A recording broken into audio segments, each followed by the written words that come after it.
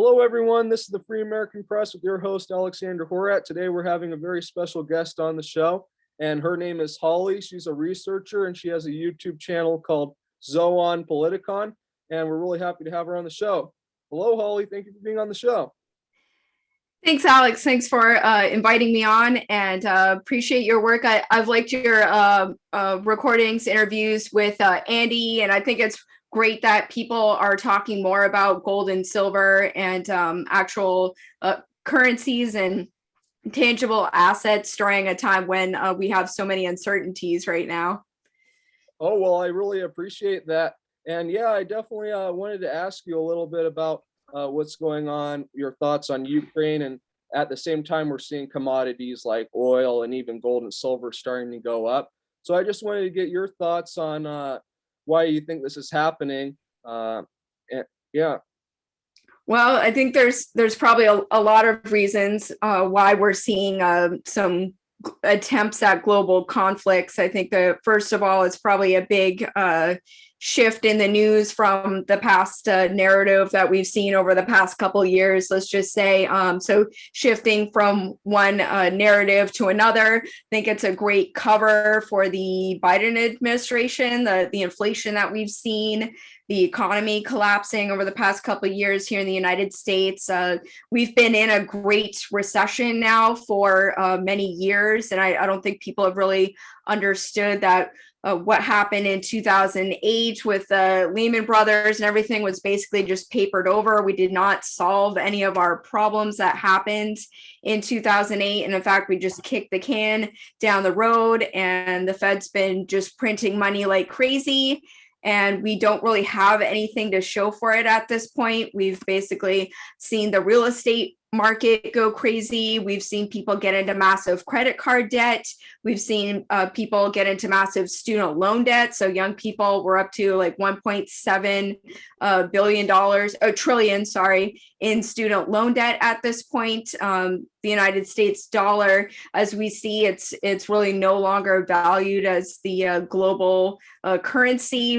We're seeing OPEC collapse here, and we're just doubling down with this Ukraine and Russia incident that we are seeing right now. There's issues with Nord Stream 2 pipeline, which is supposed to supply oil to Germany and other parts of Europe. And instead, we're kind of trying to strong arm people into taking a natural gas over here when we ourselves should be producing more oil. So we're becoming more and more reliant on a global market while we're also isolating ourselves at this point. Yeah, you're definitely right about that. Like I'm from California, and they actually are not giving out new permits. The governor is really making it hard to drill out new oil wells, and there's a lot of oil in California in the desert. So you're definitely right on that about the oil here in the United States. So you were talking about how like the media pivoted from one topic, COVID, to this one, Ukraine, very quickly, and how they're also seem to be easing the mandates, the Muslim mandates and the vaccine mandates to some extent here in the United States. So why do you think they like pivoted and changed, what they're talking about, so quickly and just stopped talking about COVID, for a large extent? You think that this was just, all a planned event, for the media and stuff to get control over the people or something? Or what are your thoughts on that? Well, I don't know how far you want to go into the realm of conspiracy here, but I guess we're seeing an attempt for the Biden administration and the powers that be to want to shift this narrative. I think they follow statistics, they follow Cambridge Analytics, the people online, the chatter online. It's not popular to keep up as a narrative anymore. It started to wane. Even the normies weren't really falling for the years of the fear tactics, I think, as a way to shut down the global economy. I think it was an attack on the United States and global economies as a whole, of course, to foster in this great reset, which people in the World Economic Forum and others have been talking about this for years, that this is what they need. They needed several events to basically get compliance. I mean, they've got billions of people that they want to try to manage into this reset, and they need global compliance. And so I think this one event had to quickly pivot into another. And we were just talking about before we started recording, even the normies are a little bit confused and dumbfounded how the narrative just changed. I think it was the night before Biden's State of the Union, the House removed their own mask mandate. So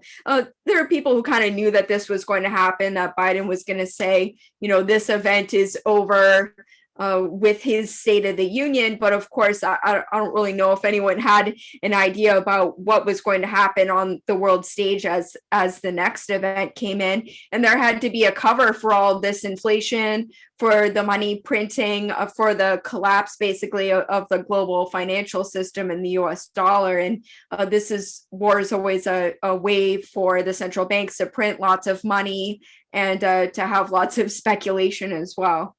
Yeah, and this, especially with the social credit system and everything, we saw how Google Pay and Apple Pay just recently cut off Russia. So that almost seems like, the social credit system, they basically cut off an entire country from using their products, and that's causing really big effects to happen in Russia. So I just wanted to get your thoughts also on how this war is going to play into the social credit system and basically their goal of putting everybody into an outdoor prison. Right. I think I had first heard of the social credit system from James Corbett a few years ago. And it was definitely like in the realm of woo. People thought it was kind of strange, talking about how China's always had their own internet. They haven't really ever been connected to the Silicon Valley and Google the way that we have. And so there's a social credit system. I'm sure your audience is pretty well aware of what it is, but it basically keeps track of your basically what we're seeing right now, whether you're talking about, are you trying to rent a house on Zillow? Are you trying to look for a job on Indeed? Are you posting it on LinkedIn? Are you doing automatic withdrawal or transfer online? All of this is kind of snuck in on Americans as well. Same with your credit score, your credit history that's been around in the United States for years. And now that's tied into your ability to rent, your ability to buy a car, your ability to get a mortgage. So it's been more subtle here in the United States. It wasn't so blatant in Asia. So we're all kind of fighting the same battle right now as the internet as a tool, which, for you and I, we're trying to use it for good to wake up people. But in a lot of ways, the average person uses it for banking and automatic withdrawal, not realizing. I think Canada was a perfect example of what happens if you try to petition your government, or you're parking illegally. They can shut off your bank account, your access to your own income, your access to your ability to feed your family or pay your bills. They can shut it off. They don't have to go to court. They don't have to charge you with a crime. They can just strong arm some of these bigger corporations, online corporations, and just say, hey, shut off their ability, which is basically economic terrorism. It should be illegal. But if you are basically controlled by these larger tech companies, which we are in the United States, Russia did run an event over the summer. They've been working on their own internet. So I don't know if it's all hardwired. I think it's called RusNet or something like that. Is it? Yeah, you're right. Yeah. So I'm kind of wondering what they've known, or what, I think it's very important. I think every country should have their own hardwired internet at this point. I'm not sure about the Starlink, the satellite internet, the 6G technology, the Elon Musk satellite internet. I'm definitely confused about that. Supposedly he has been launching it as SpaceX into several low orbit satellites over several countries right now. There is a hard wire to it. There are connections Earth-based as well for them to be able to connect all of it, but I'm not exactly sure if that's related at all to Russia's attempt at internet, or if there's another layer to all of this that we're not seeing. So I think the fact that Russia has its own internet, and they claim that they took down Russia's global internet and started up their internet over the summer, and they claimed it was successful. So I think that that's interesting, considering, as you just said, Google and others are taking them off their system. Yeah, yeah, and I actually forgot about that, so that was good that you mentioned that. And yeah, there really seems to be kind of two thoughts to this whole thing, especially among the like-minded people. And basically, two sides: is Putin really against, all this global, basically making a one world government? Is he like kind of wanting his own thing, or was this war just a planned war, just between Putin and these head Russian people and the elites, to paint Putin as the bad guy to unleash the social credit system? So there's kind of two conflicting sides here. So which side do you think is correct, from all the data that you've gathered? It's hard to say. I mean, I think in a lot of ways, Putin is Russia first, which I think is very unique in this time and age. I think pretty much every single world leader at this point has, if they haven't tried to buck the global system, they are taken out of power if they do. For the most part, they have to play along with the World Economic Forum and the central banks, especially, they're given the carrot or the stick. They're offered financial incentives, or they're offered loans to modernize their countries. We've seen this a lot in Africa past couple of years, where they're offered all these loans and put into central bank debt in exchange for roads or infrastructure or water, sewer lines. A lot of the time that never materializes, and then they end up in debt and owing money to the central bank. So I think this has happened many times over. Any country that wants to get onto the gold standard is threatened. So I think there's a lot of confusion about what exactly is going on in Russia. But I do think that Putin has been Russia first. I think a lot of Eastern Europe, Lukashenko of Belarus and others have tried to stand up. Hungary has tried to stand up to some of the consolidation of power and to try to keep their borders intact and keep their economies intact, while other countries have been taken up by the EU, which I think is a horrible plan. I don't really think anyone in Europe wants to be part of the EU. They've basically been extorted and threatened. There was talks of Frexit and Swexit and the UK trying to get out of voting to get out of the EU. And I think that they've been forced to do so as a way to consolidate power. So I don't exactly know how Russia plays into this exactly, but I do know the fact that he wants his country to be self-sufficient as far as energy and food, and military weaponry and secure borders are all things that any country should be supporting at this point. Yeah, and one really big thing I saw was when the United States took out Gaddafi, was that really the reason why is because he was trying to move his country into having a gold-backed currency. And I'm just going to share some articles really quick. So the Russian economy, I don't know what you think about these sanctions and everything, but they're saying that it's starting to shrink the Russian economy, and the ruble is starting to crash, and they're starting to buy gold as well. So do you think, what do you think Russia's reaction is going to be basically due to these sanctions? Do you think they're going to react at all? Or do you think they're going to proceed how they're doing, business right now? They're taking off the SWIFT banking system, and, their economy starting to shrink. Do you think they might use their gold reserves to make a Russian-backed ruble to save their currency? Or do you think, what are your thoughts on that? Well, I think it would be a smart thing to do. I know that they have been buying gold over the past few years. It's China's been buying gold like crazy, and they have a strong border between each other. If anything, the more that the United States and the EU, like the West, starts to sanction Russia, the more it will push itself into the arms of China. So I think that there's a program called BRICS, which is Brazil, Russia, India, or Iran, and China and South America. And there are several other countries that want to join this. And it's basically going around the US dollar and OPEC. And I think all of these countries want to get back onto a gold standard. They want to use something tangible.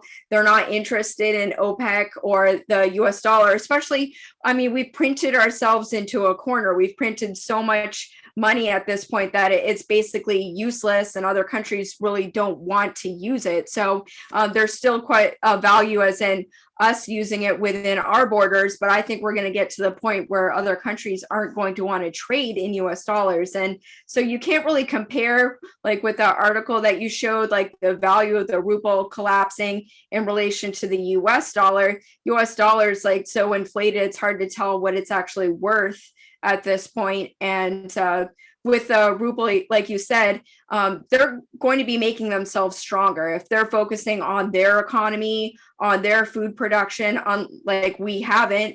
If they can be starting to import more from China, if they can make deals with other countries like Iran around the backs of the United States, I don't think that we could really stand up to something like that. And like you said, if they started to create an opportunity with their own internet and with the ruble, I know China is starting up their own version basically of SWIFT too, which I don't know Russia could try to join something like that.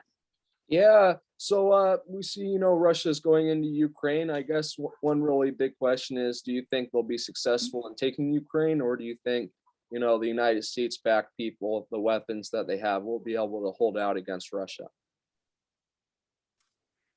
I think Russia pretty much already has taken Ukraine. I mean, it doesn't really seem like the EU or NATO really want to get into a kinetic problem with Russia at this point. I think there's a lot of talk. If you turned on American media, it's basically 24/7 Ukraine, and Russia's failing and the Ukrainians are standing strong, but they've really it sounds like they've basically taken over all the major cities and ports at this point, and without any sort of addition of troops from any other countries. I think I saw a couple of videos talking about, Americans want to go over to Ukraine and help out, but Pelosi and others said, and even Biden said, we're not going to send troops over there. I think they know it would be a bad idea at this point. I mean, the United States is spread so thin and our borders are wide open. And I just feel like it would be a disaster from a political perspective to try to send troops over there.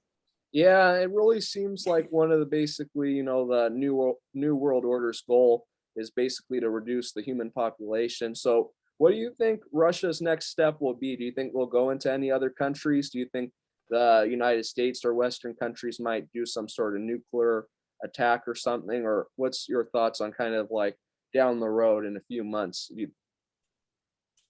Well, I think in a lot of ways, I think Ukraine or the issues, the United States has been meddling in Ukraine, I guess you could say, since the Obama administration, like pretty hardcore. They've been, I think starting in 2005, I had read recently that Obama as a senator was going over to Ukraine, and there was a lot of money laundering going on and weapons deals and all kinds of stuff. People can look into it. There's the conspiracy realm really blowing up about what has been going on in Ukraine, but mainstream media even admits that they've been funding rebels over there, we'll just say. And basically this started with the president of Ukraine in 2013 saying he didn't want to join the EU. He didn't want to borrow money from the EU.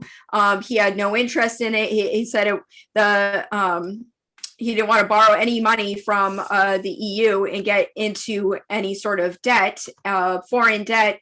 And then in 2014, we saw the color revolution, as they called it. And of course, the Obama administration supported this. The EU supported this. It toppled the government of Ukraine. And then we had another president, and then the current president of Ukraine is in there now. So there's been a lot of US support over there for several years now, including funding into the color revolution. I basically think Russia will stop with Ukraine.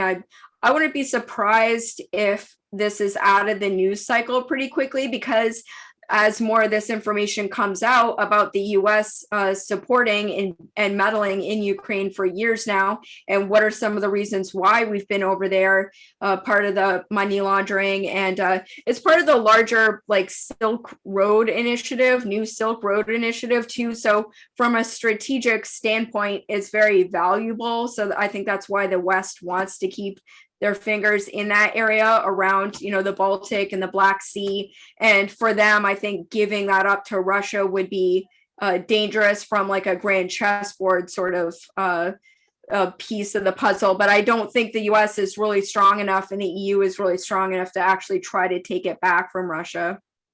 Yeah, I think the only possibility is if they do I don't think Russia would start any nuclear attack or anything. I think it would have to be some sort of false flag thing that would be made to start something bigger. And that's definitely a really big thing. And yeah, and I just really also kind of as a final question. So how should people prepare for, all this unrest and everything that's going on in Ukraine? Like, what are some steps you've taken to prepare, for all this stuff that's coming down the pipe? Well, I don't have a whole lot of money, but I have been buying silver past few years. I've really gotten into that, doing a lot of research into that. The prices are still really low from like a technological standpoint. There's a lot of use for silver, and so I think that it's been kept artificially low for years. There's basically central banks have been like naked short selling and silver and gold for years now to keep the prices artificially low. And so I was just talking to a friend today, actually, who said that they had, money that they had saved for retirement or just like a rainy day fund. And they're just seeing the value of the US dollar collapse. And they're like, what, this isn't really even worth what I've been saving all this time. What should I do? Should I buy coins or silver coins, or what should I do? So hopefully we'll talk some more and I can point them in the direction of people who really know about buying coins and investing at this point. So I think that would be a good thing for people. Keep your car running. I think we're going to see a lot more chip shortages and problems with US cars as they try to get people into the electric car. I think that's a huge boondoggle. I think that that's going to be a bad investment for a lot of people. So if you can keep your old car running, I think that would be another good way. And of course, we're going to see some more food shortages. It's not just going to be paper towels and toilet paper like it was a couple of years ago. It's going to be, we're going to see a lot more, because the more that we have sanctions, the more that this is going to hurt US trade and imports. Yeah, that's definitely true. I'm going to share the screen to show everybody your channel. Would you like to tell the viewers a little bit about your channel and what you do? Yeah. Well, I just started making videos back in like 2016, talking about the U.S. elections and what I saw. Actually, I think one of my first videos was actually talking about, I think it was like July of 2016, the mainstream news saying Russia could hack the elections. And I just thought that was so weird, just coming out of nowhere, like July of 2016, that I made a video about that. And then I've been just kind of doing that and then expanding onto BitChute and Rumble and Minds, and just researching and really having a lot of fun meeting other people who have started like the alternative news, politics, commentary community. It's been fun as we've kind of tried to navigate the censorship over the past couple years. Yeah, I think definitely the alternative media is the way to go. I actually just got a strike on my channel the other day for saying how these COVID tests had toxic substances in them. And oh no. Yeah, but actually I appealed it though, and I guess there must be someone good working at YouTube, and then they got rid of the strike, which was nice. Really? Yeah, but that's happened before to my channel. When I appealed it and they took it off, and then they put it back on. So we'll see what happens. They always change their mind, but I feel like Rumble is probably the best way to go right now. BitChute seems to kind of like shadow censor some things. It seems like a little bit. So? Oh, okay. Yeah, just some thoughts on that. BitChute's pretty big, but it seems like Rumble's pretty good, and I don't know, maybe there'll be Truth Social or some other ones in the next year or two. Well, it's going to be an interesting time. I mean, YouTube I think is on its way out. So Yeah, I hope so. I think that's why they're starting to censor a little less, because they notice they're losing a lot of revenue and a lot of people, a lot of big channels. I think that's they're kind of backing off a little bit. That's what my thought is. But yeah, I definitely think everybody should subscribe to your channel. It's a really good channel. And is there anything else you'd like to add in this video? Any other thoughts? no, just thanks for having me on, and hope to we can sure there's plenty of other news we could talk about some other time. So thanks for having me on, Alex. Oh, well, that sounds great, Holly. And thanks for everybody who was watching this video. I hope you all have a good day. God bless.